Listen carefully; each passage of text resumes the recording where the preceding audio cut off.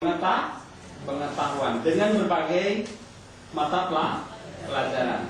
Menghitung anatomi tubuh tadi termasuk pelajaran biologi. Ya enggak, pelajaran biologi. Mata termasuk biologi enggak? Tangan biologi kan? Nah, menghitung anatomi tubuh tadi termasuk enggak pelajaran matematik? Nah, membahasakan termasuk enggak pelajaran bahasa? Kemudian termasuk enggak dalam pelajaran menyanyi? Termasuk. Itulah yang disebut dengan pembelajaran holistik. Baik. Ada enggak anak trauma kalau begitu? Enggak ada. Tapi kalau diajarkan anatomi tubuh kita terdiri dari mata, mulut, hidung, dan tangan. Tahu kamu tangan? Tahu, Pak. Coba buat definisi. Apakah yang dimaksud dengan tangan? Nah, sedangkan jadi. Ini yang terjadi selama ini seperti itu. Maka adalah dibacakan adalah. Ini belajar abstrak. Padahal anak-anak usia seperti ini adalah belajar secara konkret. Salah satu adalah supaya menarik melalui quantum learning, melalui bernyanyi. Pada saat dia sudah agak sedikit stres, kita nyanyikan. Mereka sangat senang yang seperti itu.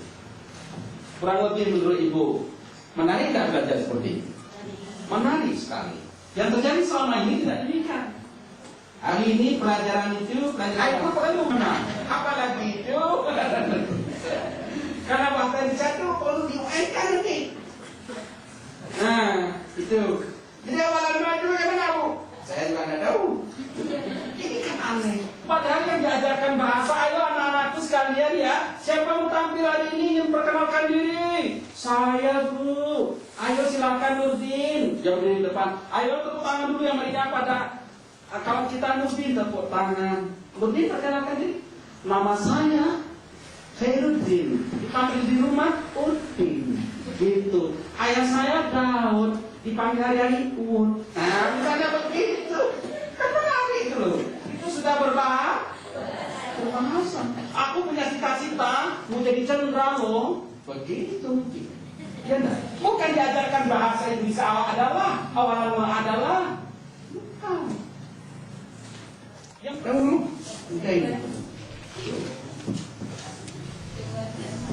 Kamu oleh pembelajaran tematik kamu dulu. Karena mau peng kecil. Nah, untuk burung peng.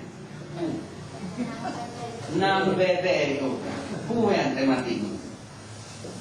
Pembelajaran yang diberikan kepada peserta didik melalui jaringan tema. Tema itu yang dihubungkan dengan berbagai mata pelajaran. Mengapa? Karena anak-anak belum bisa belajar secara terpisah, tetapi mereka belum bisa belajar secara terpadu yang dikaitkan dengan satu pelajaran dengan pelajaran yang lain. Disebut dengan pembelajaran interdisipliner, artinya antar disiplin ilmu.